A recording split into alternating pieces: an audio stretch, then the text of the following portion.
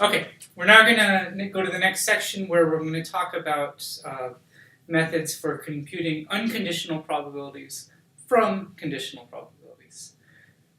The book does not use this term, but I find it very helpful. One way of thinking about what is happening in the kinds of situations I'm going to describe now is that we have a so-called hierarchical model.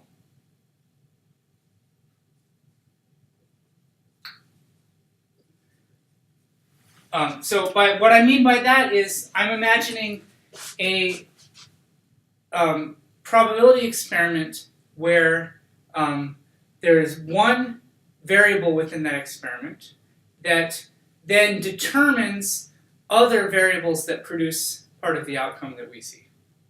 So that's a little bit vague, but let me give you a very specific example. So I want to consider a process that has multiple stages, where basically the first stage occurs with some probability, and then depending on what the value of that first stage is, the subsequent behavior of the process is different. So here's an example. So let me consider not just one, but two urns of probability, and I'm going to fill them up with markers in the following way. So in the first urn, I'm going to put 2 red die, 1 green die, and 3 white dice. So 2 red dice, 3 white dice, and 1 green die. That's going to go into urn 1. And in urn 2, I'm going to put 2 white dice and 1 green die. So 2 white dice and 1 green die go into urn 2. Now I am going to build a kind of two-step process by the following. So first I'm going to draw a card.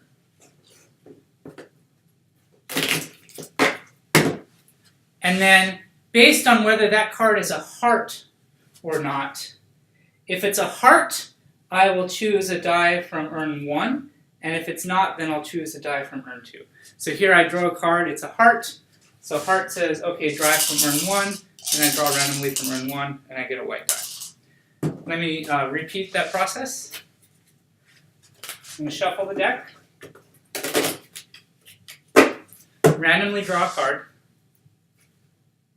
It's a heart, so heart says go from urn 1. Oops. I'm going to call that my draw. So red die comes up. If I did another draw, in my haste I've shuffled these with some upside down.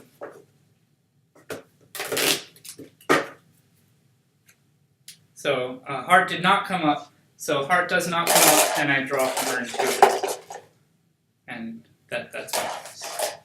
Okay, so that's the process that we're going to analyze now. So draw a card. If it's a heart, then we draw from urn 1. If it's not a heart, then we draw from urn 2. And just to put it up on the board, I'll say urn 1.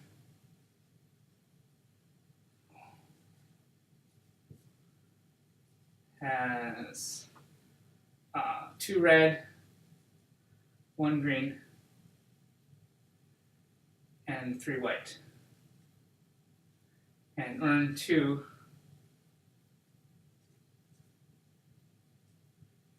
has 1 green die and 2 white die. 2 white dice. Okay, so this is very explicit, but this is what I mean by a kind of hierarchical model. So clearly there is a random variable, in this case drawing the card, and the output of this random process is then determining something about the subsequent events in the overall experiment. So the overall experiment, the outcome is just basically the outcome is what card did I draw and what colored die did I draw. So we can ask various questions about this. The first questions I'm going to ask is, what is the probability?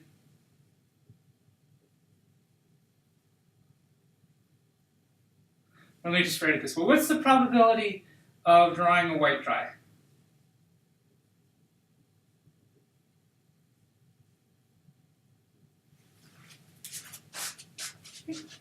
So here's the thing.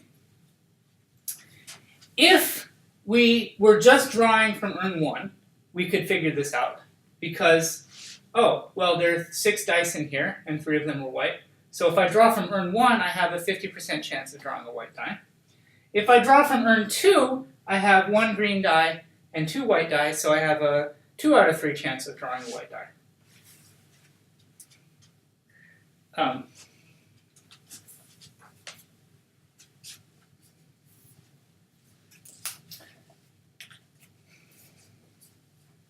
So to kind of set that up, I can note the following. So if the probability of choosing a white die, given that I draw a heart, is equal to 3 over 6. Because if we choose a heart, we're drawing from urn 1, and then we have a 3 over 6 chance. The probability of choosing a white dice conditioned on not drawing a heart is 2 out of 3. But now I can say that what's the probability of drawing a heart? Well, I haven't loaded the deck, so it's a standard 52 card deck. 1 out of 4 of them are hearts, so this is 1 out of 4. And so the probability of not drawing a heart is 3 out of 4. So just to be clear about the way I'm writing this, so when I write P of white, so white here is, the event is I draw white. And when I have heart here, the event is out of that total outcome, at the beginning I drew a heart. So this is again a case where the structure of the problem lets us write down these conditional probabilities.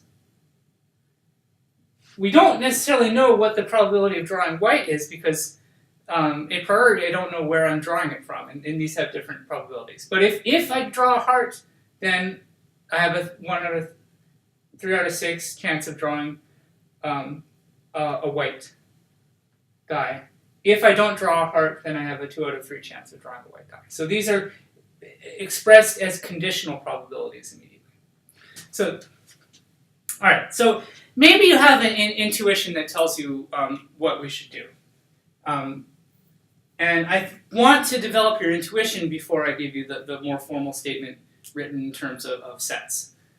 So what do you think is happening here? Basically, I have a 1 in 4 chance of having this happen, and I have a 3 in 4 chance of being in this situation. So 1/4 of the time, I'm going to have a 50% chance of drawing a white die, and 3/4 of the time, I'm going to have a 2 out of 3 chance of drawing a white die. So perhaps your intuition is telling you this.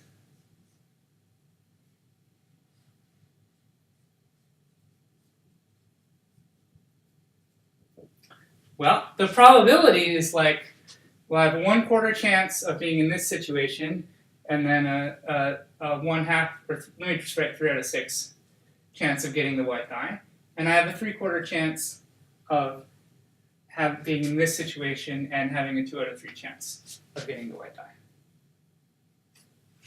And so if this is 3 over 24 plus 6 over 12, which is 3 over 24 plus 12 over 24. This is 15 over 24. which I could divide by 3, I could write as 5 over 8. So 5/8 chance of drawing a white die. Alright, so the rule that I'm going to introduce is basically going to be formalizing this intuition. So let's put it up. Here it is. Uh-oh, it's a theorem.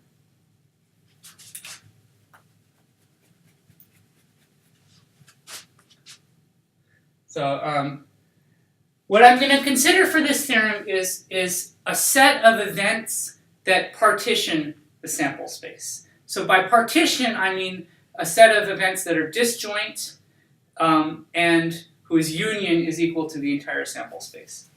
So I'm going to let AI for I equal 1 to n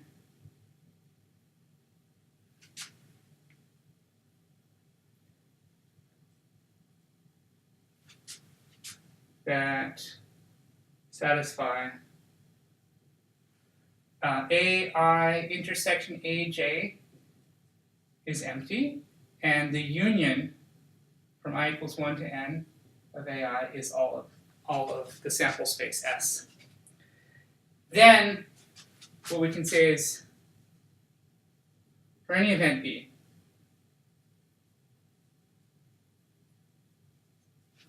the probability of B occurring can be written as the following. So I can take a sum over these i's,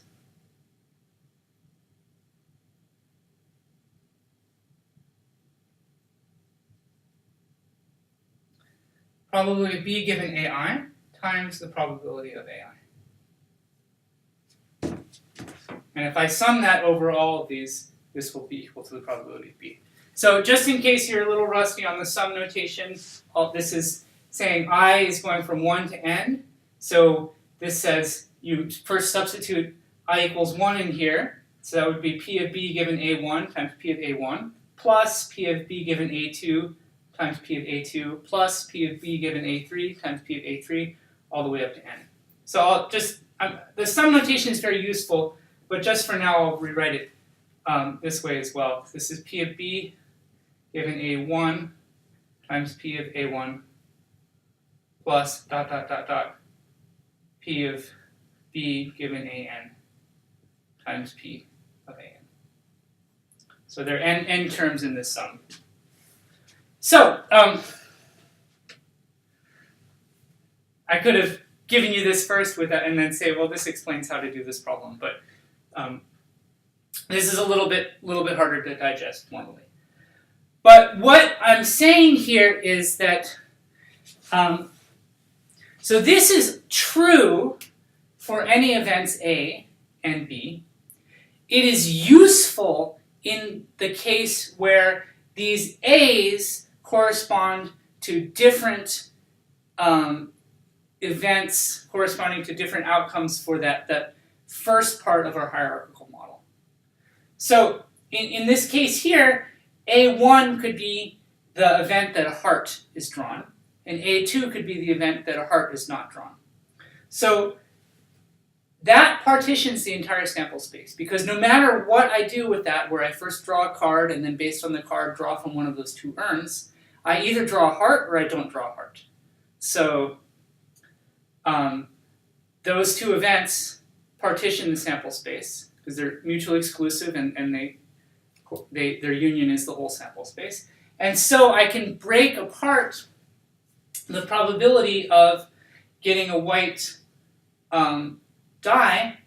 If I let B be the probability I get a white die, this says I can write that as, well, this is probability of getting a white die conditioned on A1, which is, I said, was I got a heart, times the probability of getting a heart, plus the probability of getting a white die conditioned on not getting a heart, times the probability of not getting a heart.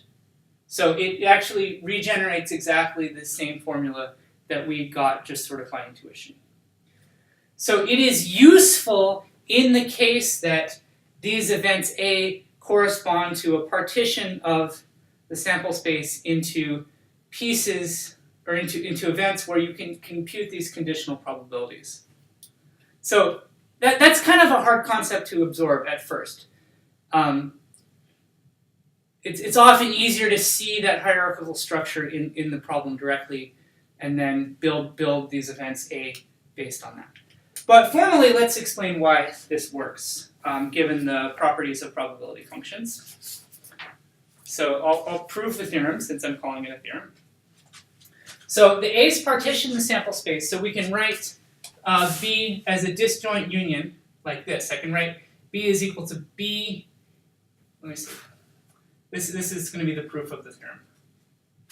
We can write B is equal to B intersection A1 union B intersection A2 union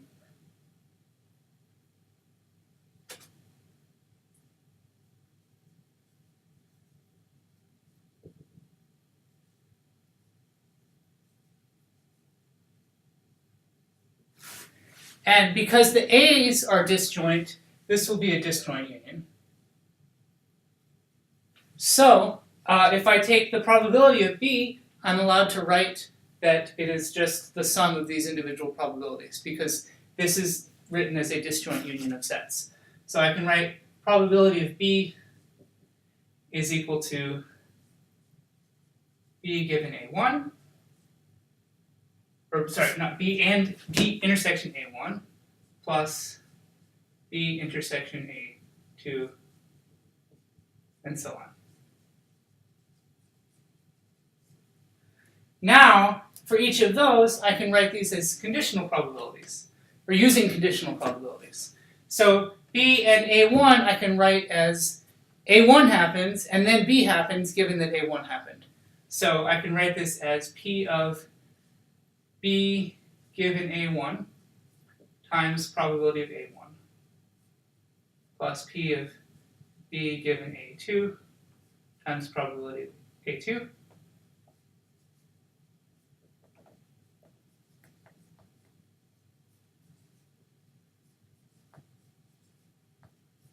Which is just a different way of writing that statement.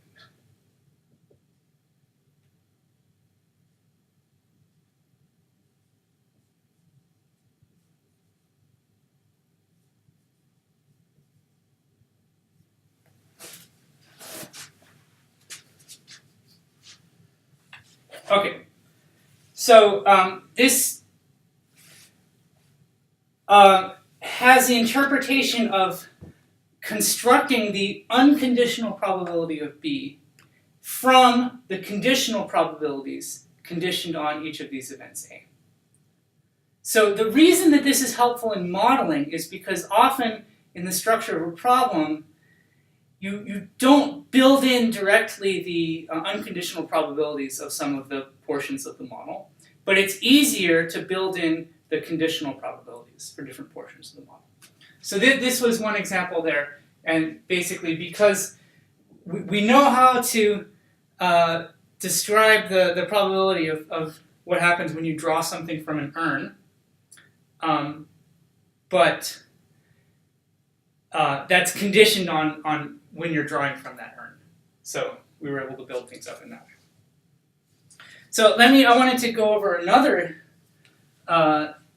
different looking example that really has the same structure. So let me describe a second problem. I'm going to put up here.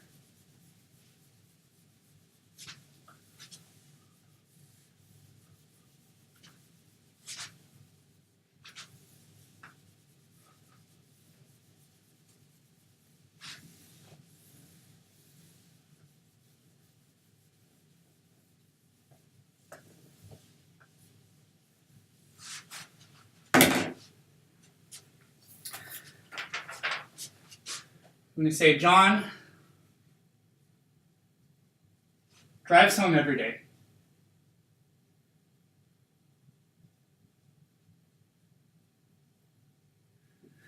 And he either has an accident or doesn't have an accident. But the probability of him having an accident depends on the weather conditions. So I can say if it's raining,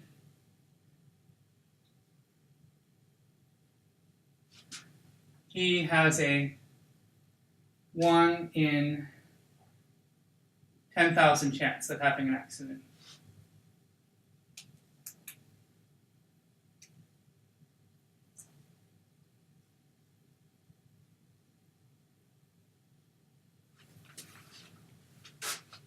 If it is snowing, weather is even worse, he has a higher chance of having an accident, and we'll say he has a 1 in 7,000 chance of having an accident.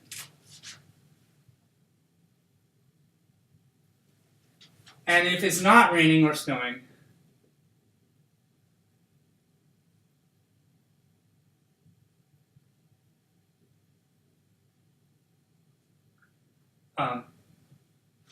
then his chance of getting an accident are reduced, and he has only a 1 in 40,000 chance of having an accident. So I can ask the question, okay, weather forecast for tomorrow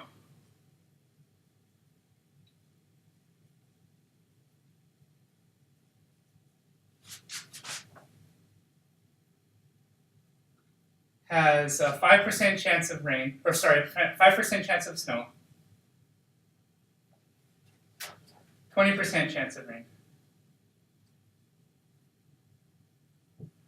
What's the probability that John gets in an accident?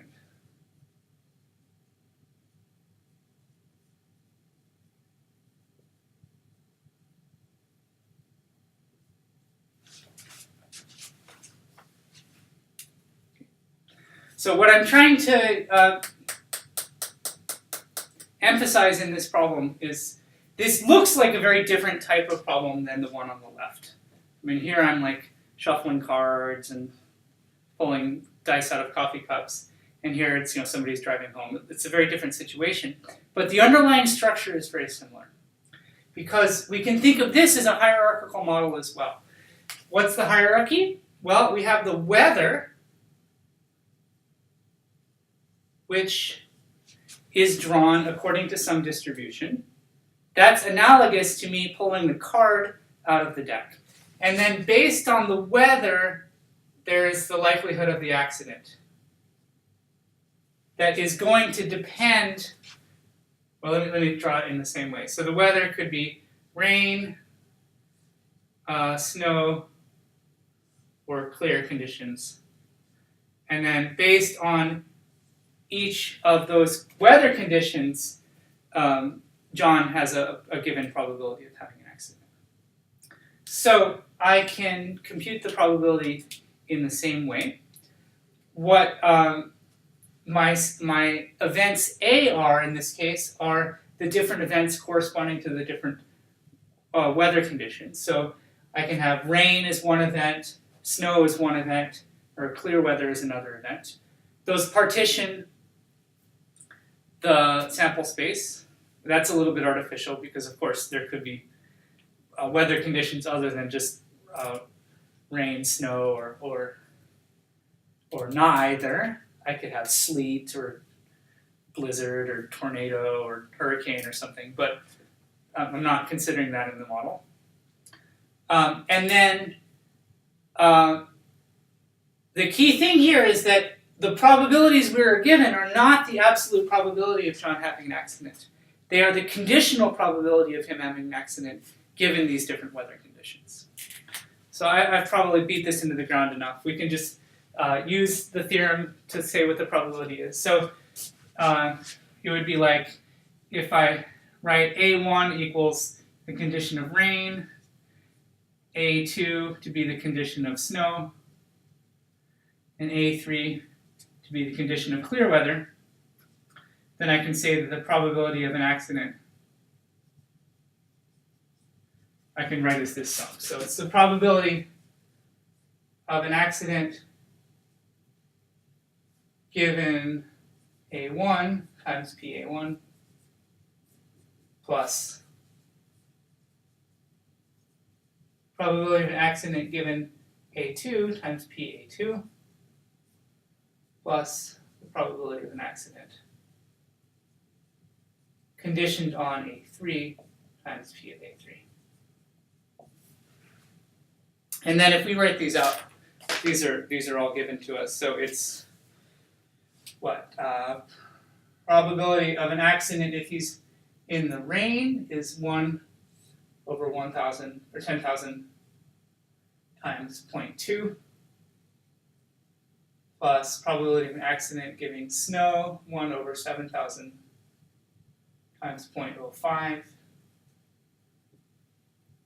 plus 1 over 40,000 times 0.75, which is the chance of having either snow or rain.